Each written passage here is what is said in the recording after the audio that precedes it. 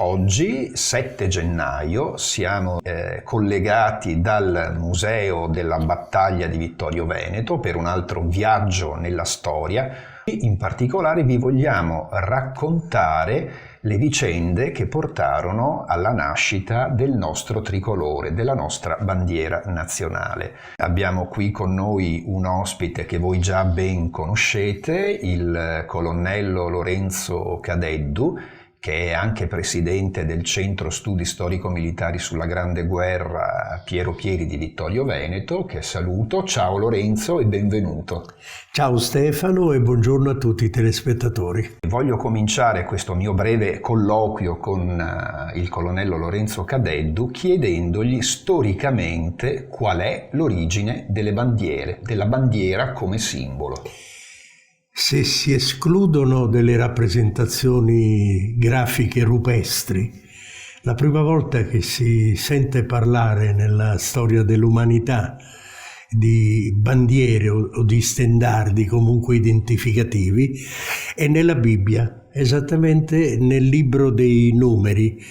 C'è un passo dove è scritto, leggo testualmente: i figli di Israele si accamparono attorno al tabernacolo, ciascuno sotto il proprio vessillo principale e sotto l'insegna della casa paterna.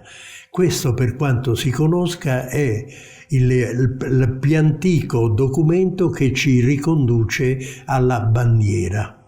Dunque Lorenzo, la bandiera è un simbolo che serve a permettere di identificare qualcuno o qualcosa.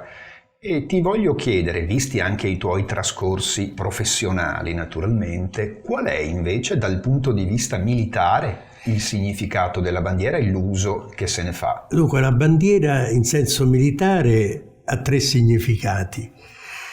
Il primo, il più importante, è quello che rappresenta la patria, lo Stato, la nazione che dà origine a un esercito. La seconda e la terza hanno invece risalgono a molto tempo prima, già dai tempi dei Romani. La bandiera serviva a identificare alle lunghe distanze chi avevamo di fronte, se il vessillo era un vessillo di una formazione amica o di una formazione nemica. In questo caso ci sarebbe stato tutto il tempo di organizzare, di spiegare l'esercito in maniera tale da affrontare l'eventuale nemico. Se fosse stato amico non ci sarebbe stato nessun problema. La terza funzione della bandiera era quella di identificare sul campo di battaglia, quando le guerre si combattevano corpo a corpo, quindi già dai tempi antichi fino al Medioevo, la bandiera identificava il punto in cui ciascun combattente poteva trovare, in caso di necessità, il proprio comandante per potergli chiedere qualche cosa dovesse fare, gli ordini da ricevere e via discorrendo. Ecco, queste sono le 3 principali funzioni della bandiera. Ecco, tu prima hai accennato alla bandiera come simbolo dello Stato, della nazione. Ecco, vuoi dirci il tricolore che oggi noi andiamo a festeggiare, che origine ha, come è nato?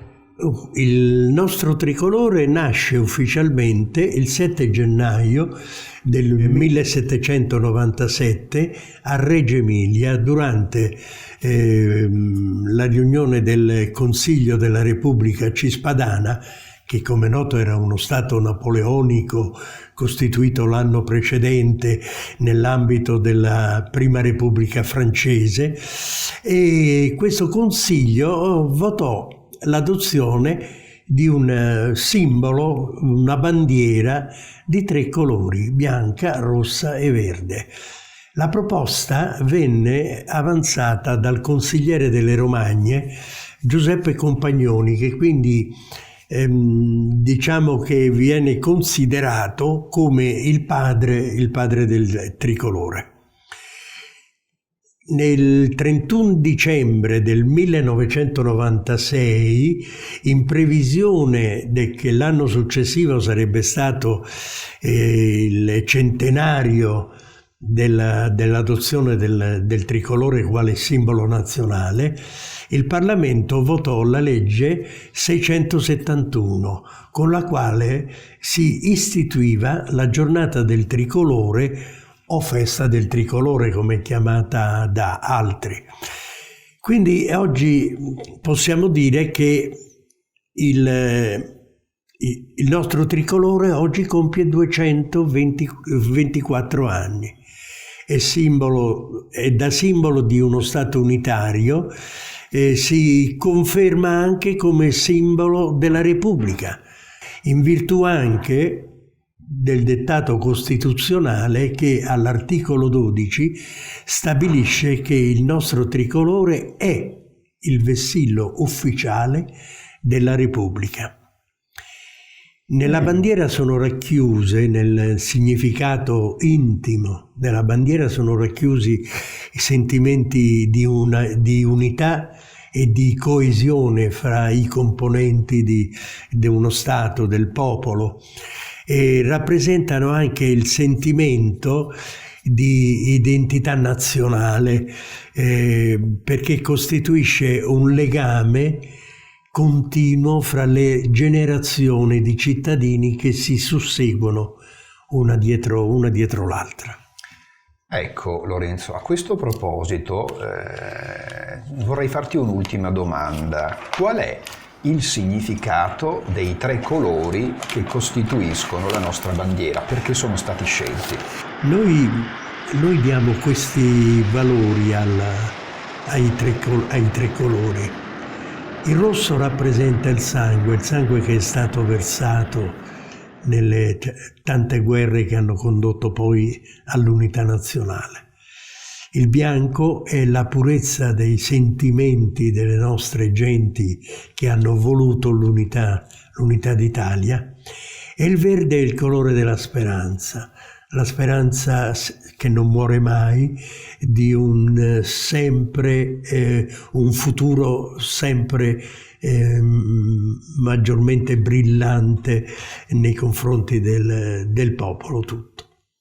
Bene Lorenzo, ti ringrazio per le tue puntuali spiegazioni. A risentirci qui dal Museo della Battaglia di Vittorio Veneto per una prossima esplorazione nel mondo della storia. Grazie Lorenzo e un caro saluto anche a te. Grazie anche a te.